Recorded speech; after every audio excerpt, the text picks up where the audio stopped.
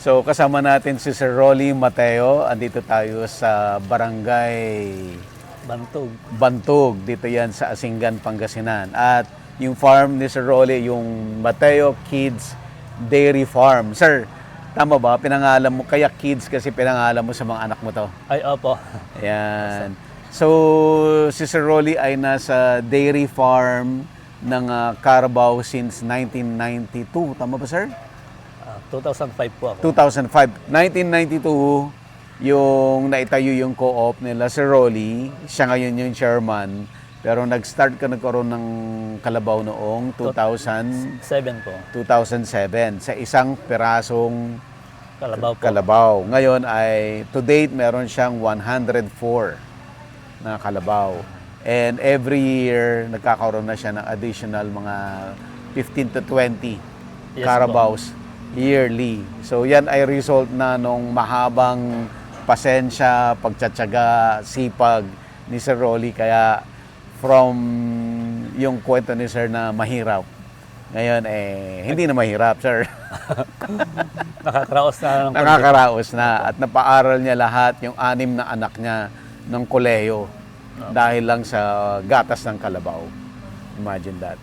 So ngayon, i-witness natin yung actual na pag-extract ng gatas hanggang doon sa dadalhin natin, sir, sa processing doon sa planta, doon sa co-op. Opo. Ayan.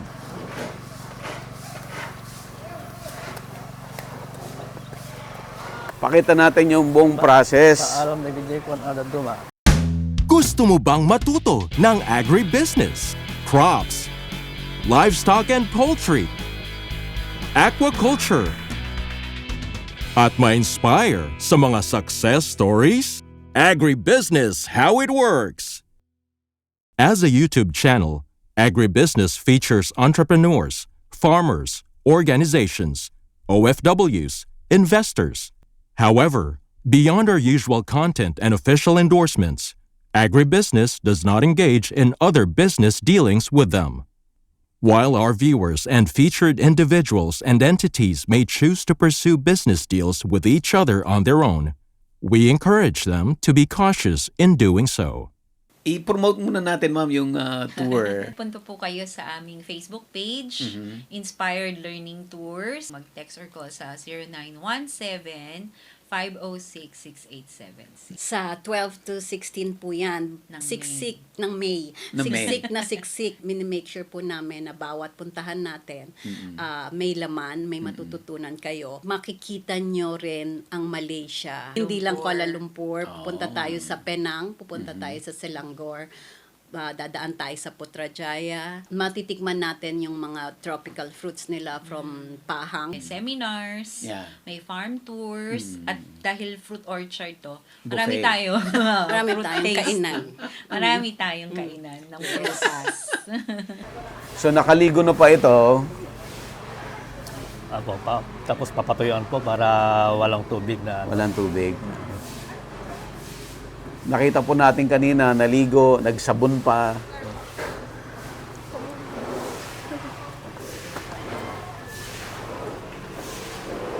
marunong yung sir. Basta pinakawalan mo doon, pupunta na doon sa ano. So mga ilang minutes po yung pag-extract ng gatas? Nasa 5 minuto po. 5 minuto.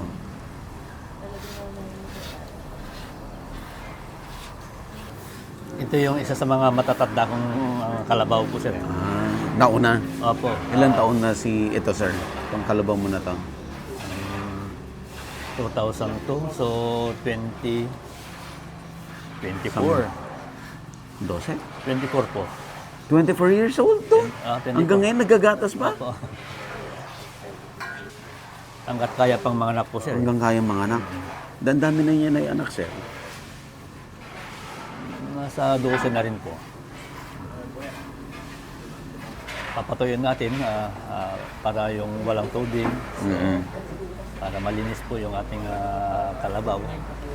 At saka yun po, i-extract na. Magsisimula ng kalasan mamaya po. So naka-proper gear din siya. Hairnet, mask, gloves. Ayan. So yan na, mag-start na siya.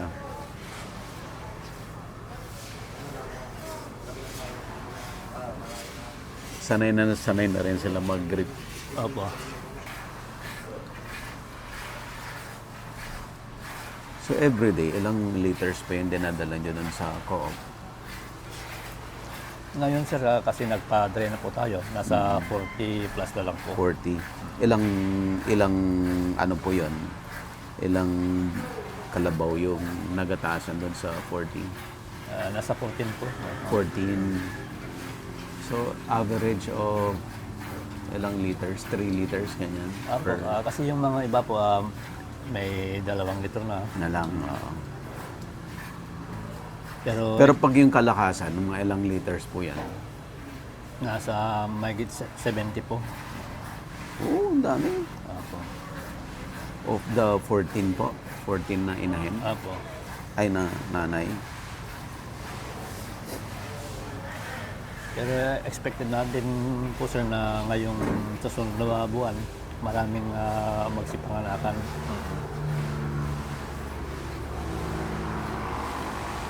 Ano sir, ang gamit mo, ano pa rin, yung sumasampa yung lalaki o artificial insemination pa? Bali, meron po akong bull sir, at saka artificial, Artificial, po. parehas. Opo, yung bull po, yun ang parang teaser bull. Kasi may mga kalabaw na walang signs kung magpakasta. Pinang-aakit, gano'n. Opo, Tapos pag ready na, artificial insemination na. artificial na po. Ito, malakas to. Oh. Tapos sir, lahat ng anak ngayon, kinikip mo na lahat. Hindi ka na nagbebenta. Hindi na po. Kinikip mo na lahat.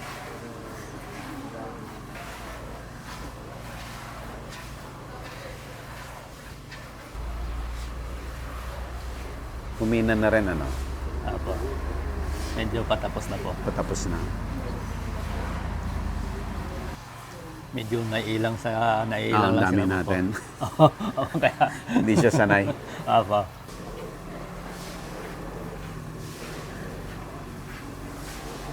So yung ginatasan siya may cloth. Meron po. Tapos pag isasalin mo ulit dito sa, anong tawag po dito, sir?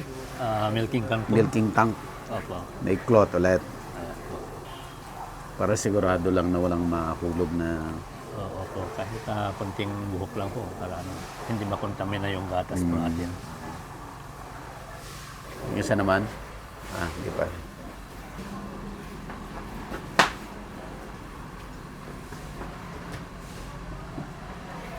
Yan. Umiinom ka rin ng gatas. Opo. Puro. Opo. May apo ka na, sir? Meron na po, sir. Ano, pinapainom mo ng gatas? Umiinom po.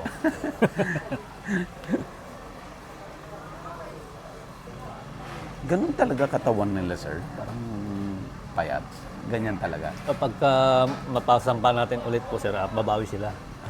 Papatabain natin. Ngayon po, sir, umpisa na, papatabain na natin. Yan ang susunod. Okay.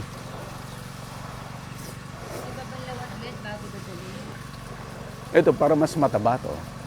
Mas Apo. payat yung kanina. Apo. Pero after 2 months, siya tataba na ulit. Mataba na naman. Pag nag-dry na, Apo, pag magda. Kasi sinasagad po natin yung ano sir, yung milk niya. tapos sir, after that, pakain. Apo, pakain na po. Hindi namin pala naipakita yung mga silage mo. Asa mga silage mo, sir? Wala kang silage ngayon. Wala po naubos nung... Naubo. Apo. Ganda naman ang problema mo. Sold out. Pero ano po, bukas mag-umpisa na ulit na mag-silage. Paano mo ni-stock? Drum o yung plastic? Yung plastic po na may Plastic. sako. Opo. Saan mo po ini-store yun? Normally, yung mga silage mo, sa nakatago. Doon po sa silong po ng tulay, may Dyan lang? Opo. Kasi Hindi kadalas ninanakaw? hindi Takot lang nila sa'yo. hindi po. Ako. Medyo mababait pa rin ang mga tao dito. Mga po. tao dito. Ako, sir. So talagang naliligo, sir, bago gatasan para malinis na malinis. Opo. Yan, let's go. Sa Pangasinan, ikaw na siguro pinakamalaking Carabao farm. Ay, hindi naman siguro. Baka mas ikon po, marami pang dito po. May mga kalabaw kasi sir na ayaw magpagatas pag hindi nakita yung Yung anak niya. Opo. Kaya, Kaya dinadala yung anak Opo. para kunwari yung anak yung gumagatas. oo. Oh. Butit kilala niyo yung anak niya. Kilala ko. Pag iba yung dumede sa kanya po Ayaw. Ayaw. So normally ang milking mo ilang minuto, ilang oras in every morning. Isang oras tapos na. Mas mahaba. Walang isang oras po. Kasi pagka medyo matagal na po na dito yung gatas, masisira. So dapat po 45 days 45 minutes. 45 minutes Nandun na. nandun na po sa planta. Pero meron din binibigay yung gobyerno ng mga milking machines, sir, no? Nabigyan ka ba nun o bumili ka? Meron po. Binigyan ka o binili mo? May binigay po, may binili po. Yung nabigay na po, tasira na po. Bakit? Mabilis? Matagal na po 2000. Matagal po. na. Kaya Napakinabangan mo rin ng todo. napakinabangan pa. Paano yun, sir? Yung na-harvest mo na milk, ilang percent yung ipapakain mo dun sa anak niya? Ilang percent yung dadalhin sa co-op? Ang ginagawa ko po dito sir, parang nagtitira ako ng para sa bulo para mamaya pagkatapos sa katasan, susunod na yung bulo. Siya na mismo ang kukolekta. Iinom pa? Opo. I see. Ang galing din ng mga tao mo, no? Kilala nila yung anak niya. Apo. Parang konti gatas niya. Yun nga sir, pagka may ibang tao na may nakakakita, pwede nilang I-stop niya. Opo. So ito ring kabila, dinala rin yung anak niya. Opo, ganoon din po to. Ganun din to. Kung napansin po natin kanina, yung apat na nagkakasunod, wala po. Oo. At saka lalakas ng gatas, sir. Opo. Kanina. Ah. So ilalapit yung anak niya. Opo, papasang ka lang ng konti po. Para okay. Kasi Yun.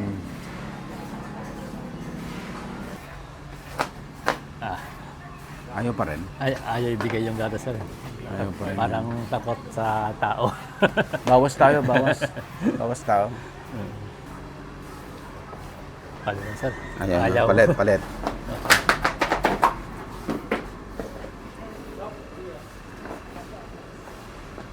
Mamaya babalik siya. Opo. Ito sir, ilang buwan na tong anak niya? O araw pa lang yun? Magdadalawang buwan na po. 2 yan, months sir. na. Yung sir, yung anak mo na nag-abroad, nasama mo nasa dairy din, nasan siya? New Zealand. Opo. Residence na siya doon. Opo sir. Buong pamilya niya doon na. Andun na po. Cattle. Opo, katal po. Cattle. So every year, ilan ang nadadagdag na kalabog mo ngayon? Mahigit 10. Nung nakaraang taon po, may 18 po na nadagdag po. Ilan po? 18 po. 18? Opo. Ngayong taon po, Ano expect niya ngayon? may nanganak na 8. 8 o 7. Mas marami ngayon. Kasi ano pa lang, April pa lang. Opo. Siguro nasa 20, mahigit 20 siguro ngayon po, sir.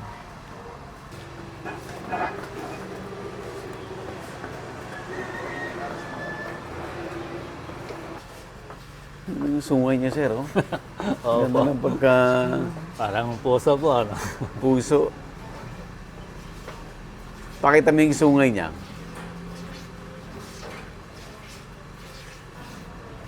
Ilang years ba ang buhay ng kalabaw? Sabi nila, sir, 20, 25. Pero yung kalabaw ko po, sir, 20, 24 na. Oo nga. Nagagatas pa. Dapat retired na. Opo. Gusto ko lang kasi yung brilliant po, sir, kasi malakas gumatas. Ay, yung mga nag-abroad, yung mga graduate ng agriculture, no?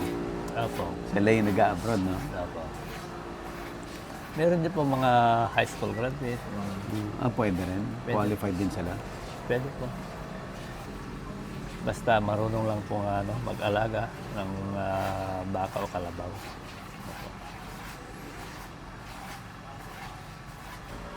Sayang nga lang, sir, di ko dapat natikman nyo yung ice cream na dito. Ice cream na Carabao. Oo, dapat. Di ko lang alam kasi na kayo pupunta. Hindi kayo nakagawa? Hindi kayo nakagawa? Hindi, kasi ang alam ko po, hindi po kayo ang Dapat pala sinabi na lang ako para... Oo, di bali po sir, pagka... Pwede naman ako dumalaw anytime, sir. Opo, sige po. Pagka nadadang kayo po dito, message niyo po ako, magpapahanda lang po. Sabi ni sir, kung alam daw niya na tayo darating, nagpagawa siya ng ice cream. Opo. Sabi ko, pwede naman ako dumaan Opo. anytime. Opo, ma'am, sir. Meron po kaming kwan dito, ma'am, yung ice cream na mais at saka gatas ng kalabaw. Oo. Masarap. Opo, kasi po, pag andito po si Secretary, yun ang gustong-gusto. Mais, yung tanim din nila, sweet corn, ganun, sir. Opo, yung sweet corn po. So, tinatapos lang po natin ito. Tapos, itatakbo na natin yung milk doon sa co-op for receiving at saka processing. Sir, ito na po yung na-harvest natin for today. Opo, ito na po yung na-harvest natin at saka dadalhin na po sa processing Sa plant. processing. So, first batch pa lang po ito. Kailangan nating itakbo. Tapos, to follow yung isa pang Milking tank po. tank. Ayan. O, let's go. Magkano yung halaga ng isang tank na yan, sir? Ilang liters yan? 20, sir. 20? 20 liters po yan. 2,000? 2,000? Ay, yung, yung gatas po? Oo. Halaga? Opo. Oh, 2,000. Kailangan 4x4 din. 4x4 to ba? Hindi, 4x2 lang to. Mami, 4x2.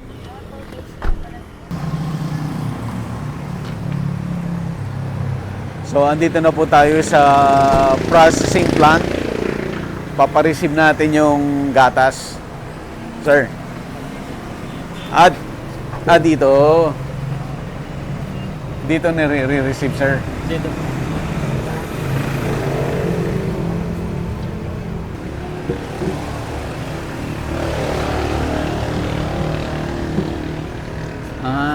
Isasalin ka agad. Opo. Para itetest po nila.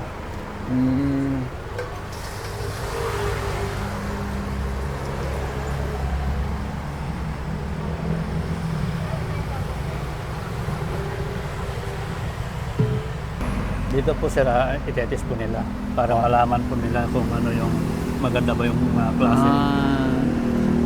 Titest pa nila. Opo. So, pag na-test po to, pasado, dire-diretso na doon sa processing. Opo.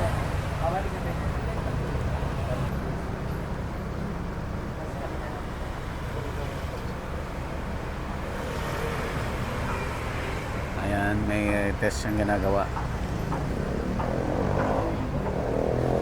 Ayan, sir. Tanungin natin, sir. Ano, pasado? Pasado? Pasado naman. Ayan. So, ayan na po. Na-receive na. Tines, pasado.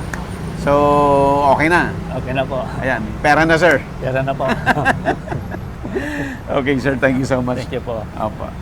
Sir Rolly, dahil mahaba yung experience mo sa pagkakalabaw at very successful ka, no?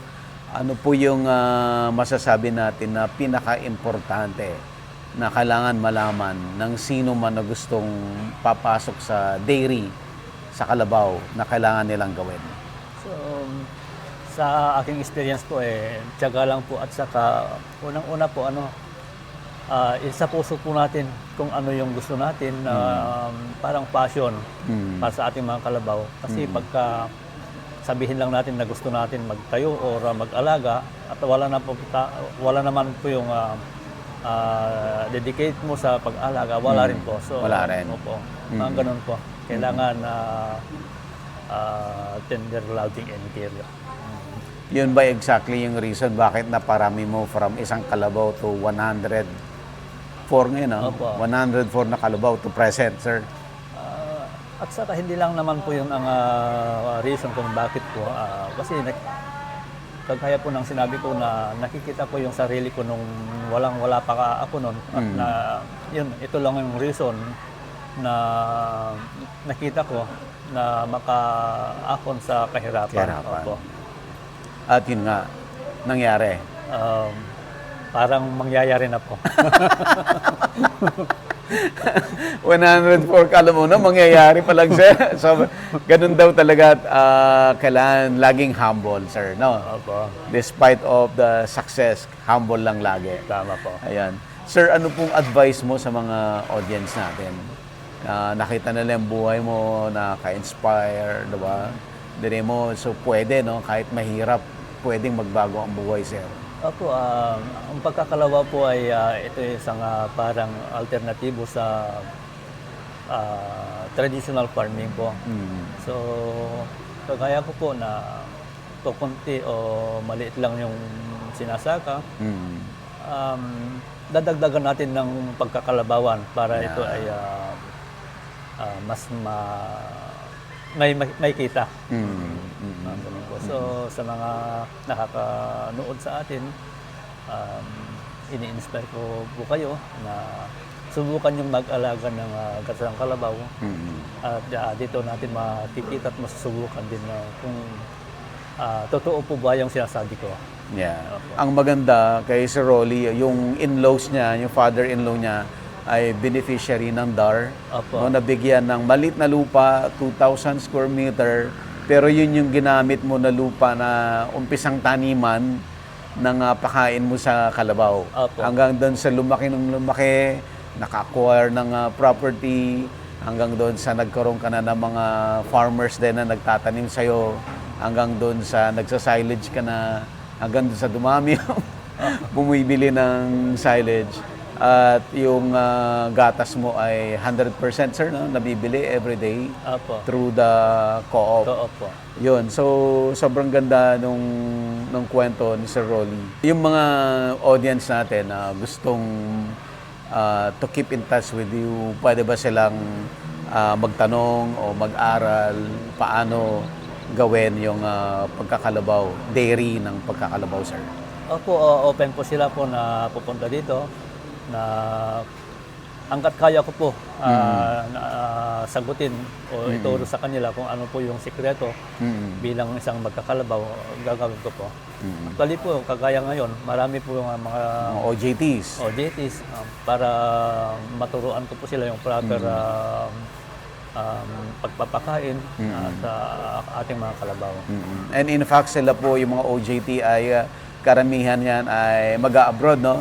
Opo. Papuntang Saudi, New Zealand, Australia, na mga gustong magtrabaho sa mga dairy farms sa abroad. Okay naman po yun, pero sana, sir, kagaya ng sinabi mo kanina, ay kumuha na experience, mag-ipon, at soon, babalik din ng Pilipinas para magnegosyo dito. Yun po ang palagi ko pong sinasabi po sa kanila. Opo. Na hindi dapat natin iwanan ang ating mahal na Yes, opo. Pilipinas, Kawawa naman opo. ang bansa natin. Opo. Maubos lahat ang mga magagaling nating mga farmers. Sir, paano kanila mga contact? May Facebook page ba? Phone number? Opo, meron po. Sige, sir. Opo. So, contact po yung ating Facebook page sa Matthew Kids Dairy Farm. At kung ano po yung pwede po ninyong itanong, sisikapin ko po na sasagutin po. Ayan. Sir Rolly, thank you so much po. Thank you very much po sa Yes, sir. Okay? Oh, nangyari? Wala lang? Tulog lang siya?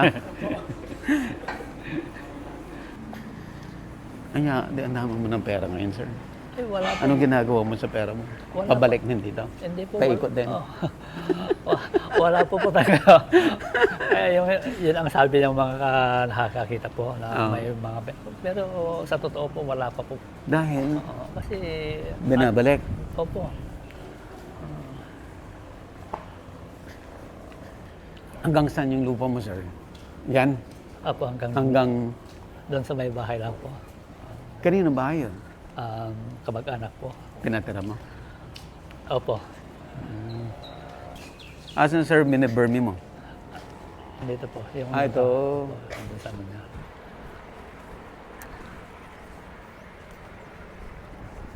Ang dami mong ano, sir. Alaga mo itong mga to? Mga manok-manok? Ayun mga anak ko po. Ano yan? Anong native? Rhode Island? Hindi po, Brahma po at saka Black Australorp. Ito po yung ating mga Ito, pwede na to. Opo, pwede na po to. Yes, Yung waste niya, yung tae, So, binaburmi niya. Binaburmi ko po. Tapos, binibenta mo rito, sir? Panggamit mo lang? Panggamit lang po. Wala. So, wala kang nasasayang, no, sir? Wala po. Opo. Yun po, para sa asola din to. May asola ka Opo. rin. Yan din linalagay mo? Opo, sa asola. Para lumago? Opo. Ayun. Para sa mga alaga nating pato. Anong ginagawa niyo sa pato? Pang-ulam po. Pang-ulam? Opo. Adobo? Adobo. Hindi kayo nagbabalot? Ay, di po. Saan kayo nakatira, sir? Saan ang bahay niyo? Doon po sa papasok po dito. Yung unang bahay po. Ang bait din ng mga anak mo, no? Opo. Tumulong sila. Yan nga po eh. So, very blessed po ako sa kanila kasi yun. Talaga mabait po sila. Sama yung mga vet mo, mapapalaki nila lalo to. Sila ng ano. Sana nga po. Opo. Saan nagpa-practice yung lawyer mo? Galing sa Dara nung nakaraan po. Pero nag-ano na siya. Ewan ko po. Private na? Opo. Ilan din yung nag-ano dito, sir? Yung inaano mo, ina-accept mo na trainees? Bali, 12 po. Every 35 Well? days. Opo. 12. Saan sila na tumitira? Dito po. Ito. Opo. Sir, puntahan natin. Sige po. Kasama po sa board sa Ay, hello, sir. Si Buddy po. Sir Buddy. Yung vlogger na ano. Agree. Kaya nga, very blessed ako ngayon kasi nakikita ko ng personal si Sir Buddy. Pero alam mo kami pupunta? Hindi po. Ay, hindi mo rin alam? Hindi po. Ngayon lang kanina? Opo, kasi nakita ko si Sir Buddy. Kaya nagulat ako si Sir Buddy. Talaga, surprise. Anong unahin natin? Yung small farmer o yung taniman mo? Makikita naman po. Magkatabi lang? Opo. Okay. Makikita pa rin natin dun sa labasan. Yung Oh, mga- sige. Itutour natin yung ano, yung mga taniman niya kasi 30 hectares pala. So, Grabe ang lawak. may, Patanim may po. mga farmer na nagtatanim May mga for farmer him. po. Opo. Klowa po ba yan? Or... Hindi po. Ay, hindi. Then, Mamaya malaki yung i-discuss content. natin, kasama ka sa on-cam. Yan nga sinasabi. Oo, pang ano natin, pang closing Yan nga natin. sinasabi ko kasi kanina, sir, kay Sir Bato. Marami din kayo. Kagaya yung sa huli, yung sa sterilizing machine po natin. Ay, sir, Director Bud, baka hindi pa ako yung proper person kaya. Kasi Sino? mga, ano po si Paro, Charlotte po sana. Para may proper Si person. Ma'am Charlotte? Wala naman siya dito. Nasa opisina siya. Okay na yon. Ako na lang magsabi kay Ma'am Charlotte. Wala ka eh, kaya representing Ma'am Charlotte. Yeah. Perfect Charlotte. In behalf. Then, nung time po na congressman si Sec, binigyan po kayo ng ano, no? Ng Yung Kalabaw assistance po. para- Ang Kalabaw. Siya pala unang nagbigay. Nung time po na congressman. Let's go, sir. Sige po. Agribusiness, how it works. Instruct, inspire, succeed.